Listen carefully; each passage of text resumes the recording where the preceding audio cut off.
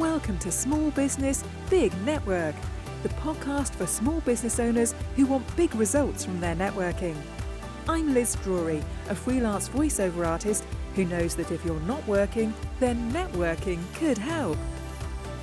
Nicola Auckland is a photographer based in Grantham in Lincolnshire. She says it's important to network with your peers as well as other different types of businesses. This week's episode is kindly sponsored by YesEO. Think SEO is boring? Think again. Thank you very much for being my guest on the podcast today, Nicola. Thank you for having me, Liz. I've been really looking forward to this chat. Now, you're currently a brand photographer, but I know that you haven't always worked in that field. So tell us something about your career journey. That's right. I am a brand photographer, but immediately before I became a brand photographer, I was a wedding photographer, and I was a wedding photographer for a number of years. Most recently full time, but before that only part time. But for my entire career up until that point, I worked in a corporate role, and I started in that job because I only had the one job at one company as an office junior when I was 17, and I worked my way through that business. I was a debt advisor, I was an insolvency administrator, I was a project manager, I was a personal assistant, and then I was an executive assistant. And immediately before I left that business, I was actually director of operations for the company. Wow, it sounds like you must have learned a lot of skills that were going to be useful for you to start your own business. Yeah, absolutely. I think I've explained to people a few times that I think I had the longest business apprenticeship of anybody that I know, actually. So, starting in the same company from such a young age, I really got to know that business inside out and backwards. And I learned how to not only run a business, but run a business within a group of companies, and how to market that business, and how Yeah. to speak to the customer base, and how to really go on a client journey with a client and understand what they really want rather than how they want what you sell. Yeah, definitely useful skills. So was photography something that you were always doing on the side? Yes. Most people that do photography will tell you that it started off for them as a hobby. And they will also tell you that when you have a photography hobby, it ultimately becomes a very expensive hobby. Because once you learn what you do, you realize that your camera and your kit isn't as good as the next person that you see who's also a hobbyist photographer.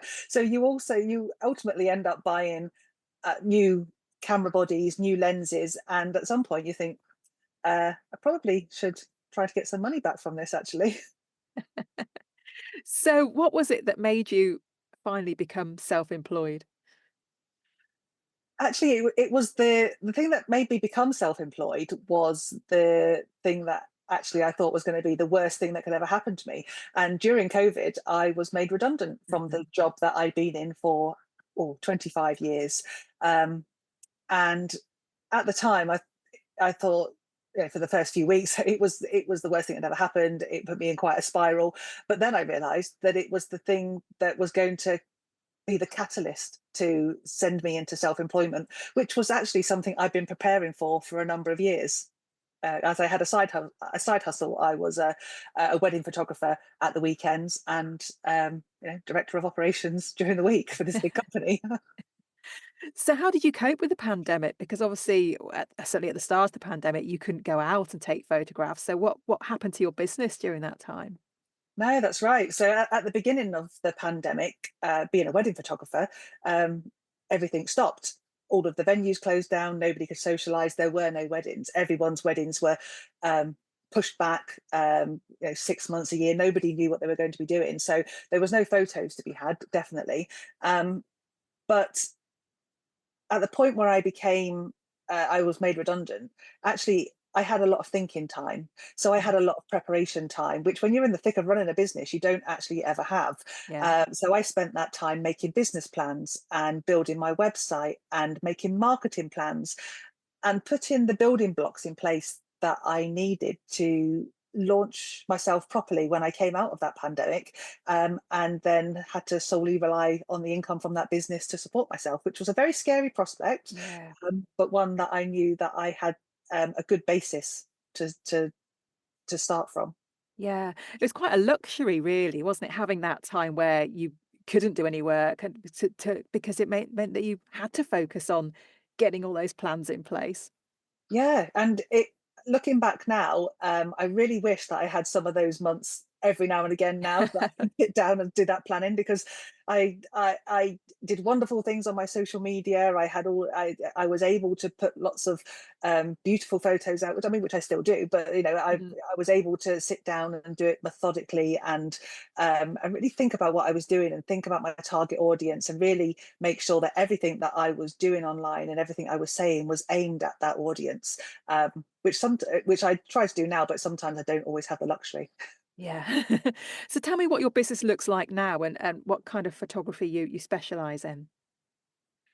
I thought about this actually long and hard, because there's that old adage, isn't there, that if you try and talk to everybody, you're actually talking to Mm. nobody.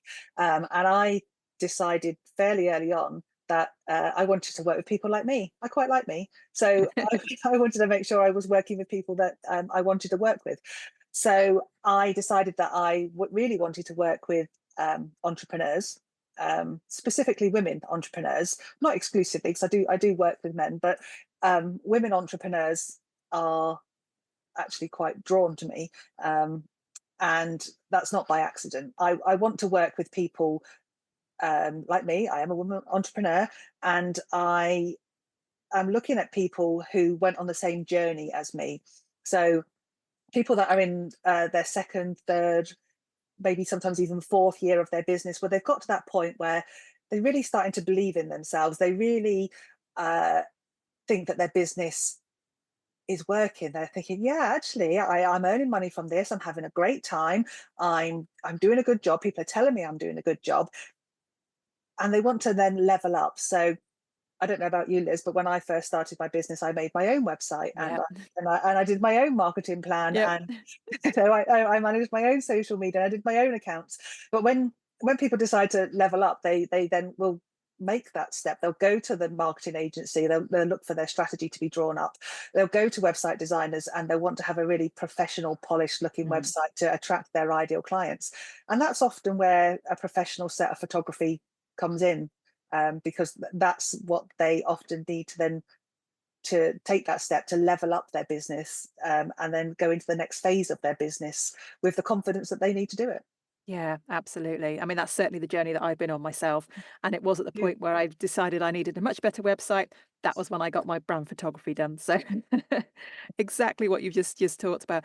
Do you get people telling you that they hate having their photo taken, and how do you deal with that? Every single time, Liz. Nobody ever comes up to me and says, Nicola, I love having my photograph taken. Everybody will come to me and say that I really don't want to have this done, but I know that I need to have it done. Or they'll come up to me and say, I hate having my photo done, or nobody's ever got a good photo of me. And the way I deal with it actually is to explain to people that they probably hate it because they never see themselves the way that other people see them. Hmm. So everybody has something about themselves that they don't like. I hate my nose. Every time I see a photo of myself, I'm looking at my nose, seeing, is it at the right angle? Does it look massive? But everyone's got that thing. Some people don't like the way they smile. Some people don't like the way their eyes crinkle. But actually, you're the only person that's never really seen that, because you see your reflection in the mirror. But Yeah. everybody else that you deal with every single day, that you laugh with, that you have a good time with every day, that you have conversations with, they've seen those things that you don't like about yourself. And actually, when they see photos, they don't care that they're there. No. You're the only person that cares that they're there. So it's a step to get over. But also, because I've been a wedding photographer for so long, um, actually I've worked with a lot of people that are in that space that actually is quite vulnerable. Being in front of the Hmm. camera is a vulnerable place to be for some people. And I do take the time to make sure that they know that I understand that, and I'm going to be there for them, and I'm going to help them get the photos that they are going to love to use. Yeah. So what area do you operate? Whereabouts are you based, and sort of how far afield do you go? I'm based in Grantham in Lincolnshire, which is quite handy because I'm on the A1. So I can an hour or two in each direction, and I'm a long way from home. So I tend to work in the whole of Lincolnshire, and an hour past Cambridge. If you drew a circle from Grantham and 2 hours from there, I'm quite happy up in Yorkshire, across at the East Coast, over as far as Birmingham and Manchester. Yeah, I tend to spend most of my time in the Greater Lincolnshire area. Yeah. Now you mentioned that you tend to work with sort of entrepreneurs and quite often with women, but are there businesses in any particular sector, or is it a really broad range of businesses you work with?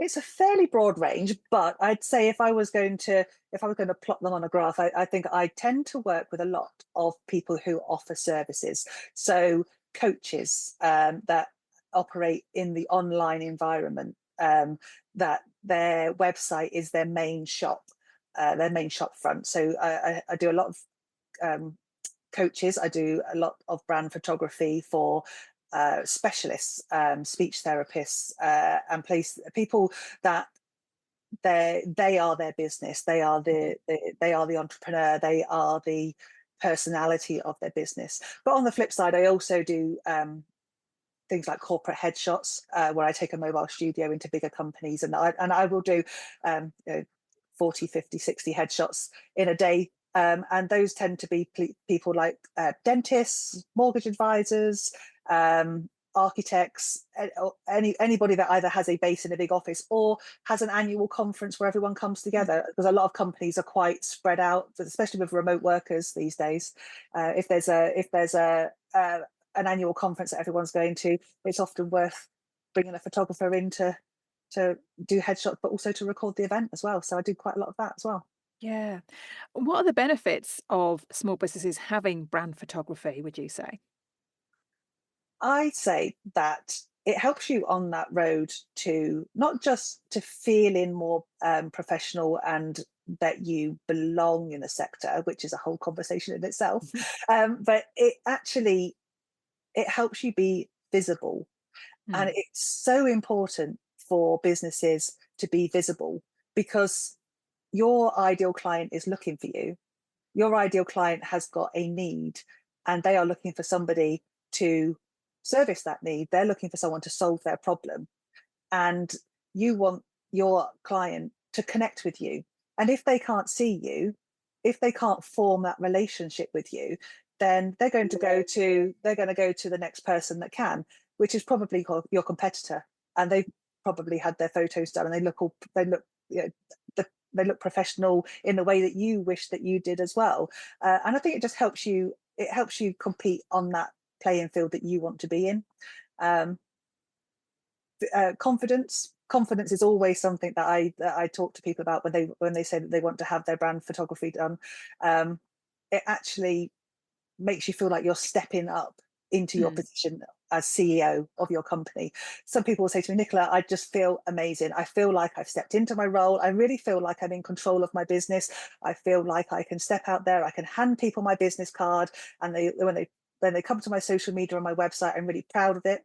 Bearing in mind, nothing else has changed apart from the photographs. The business is Mhm. exactly the same. The only thing that changes the photograph and your level of confidence in your business, which is actually always find really amazing. Yeah. I mean, I have to say that the photographs that I had taken when I had my website built, I have used again and again and again. And, I've had so much value from them. So I can certainly recommend getting a set of brand photos taken. SEO is boring, but only if you're doing it wrong. Get your business growth groove on with Yeseo. Visit yeseo.io to book your free consultation. Now, there was something else that I wanted to chat to you about, which has nothing to do with photography, but something else I know you were involved with, which is our dementia choir. How Yeah. did you get involved in that? Well, the charity manager, Karen, is my husband's cousin, and Right. her husband is in the choir as well. And we knew that they were be involved in the program that was made for BBC. Um, and we watched it on telly like everybody else. And one day we went to a birthday party for my husband's uncle. And Karen, the charity manager, was there, and she was talking to me about how much work there was to do, and how there was some key people within her crew that were going on maternity leave, and she really needed some help. And I said, "Oh, I've got some spare time," thinking I had spare time. And the rest is history. I joined up with Karen and I helped her during period of maternity leave, and I never went away. I'm still there. So what do you do for the choir? I do a lot of back office support. I never sing. That's not somewhere we need to go.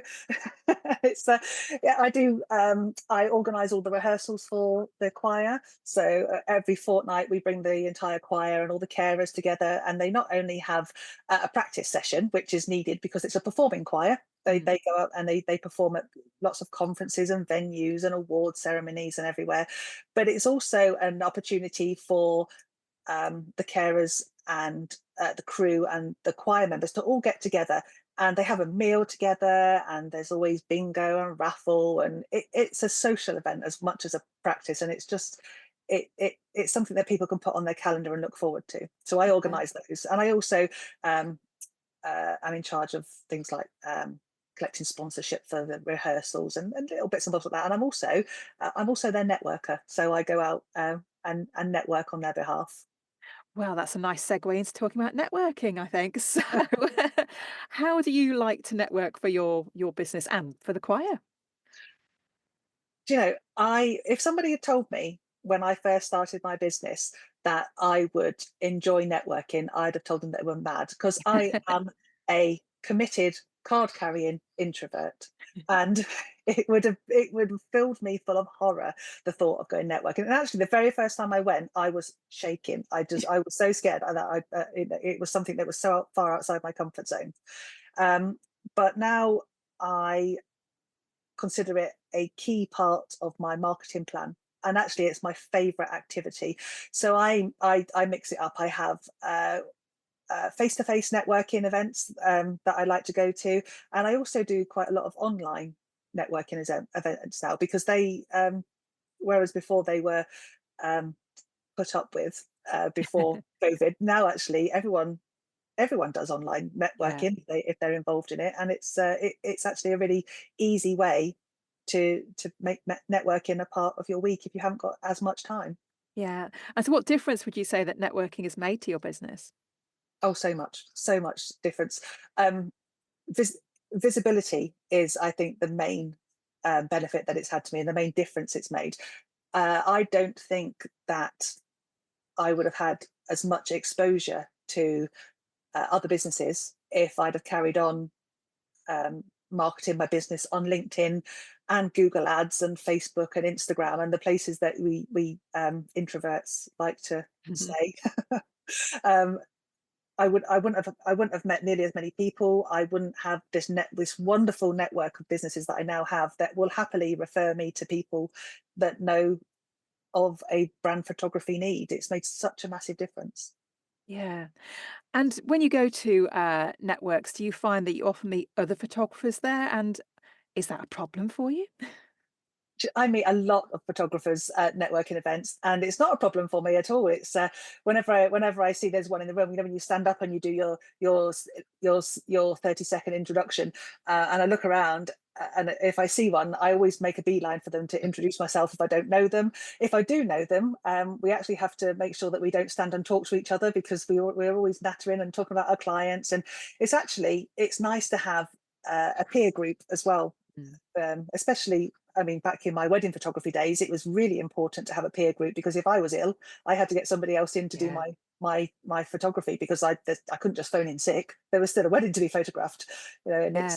it works the same for photographers in networking. We all have different ideal clients. We all have different businesses that we want to work with. So if somebody comes to me and it's not the type of client that I'm looking to work with, I will pass it to a photographer who I know can really fulfill their brief for them. Yeah. So the networking actually helps with collaboration, doesn't it? Absolutely, yeah, yeah. Yeah. So my final question then, Nicola, if people want to know a bit more about you and about your brand photography services, what is the best place for them to get in touch with you? The best place is via my website, which is nicolaaucklandphotography.co.uk, or on LinkedIn. I'm fairly active on LinkedIn as well. Again, Nicola Auckland Photography, and I will very happily get back to anybody who direct messages me or drops me an inquiry via my website. Lovely. Well, thank you very much. I've really enjoyed our conversation and the best of luck with your business and, of course, with the Our Dementia Choir too. Thank you very much, Liz. It's been a joy. Thank you. Thanks for listening to Small Business, Big Network. If you found this podcast useful, please do rate, review and subscribe. And don't forget to share it with the rest of your network too.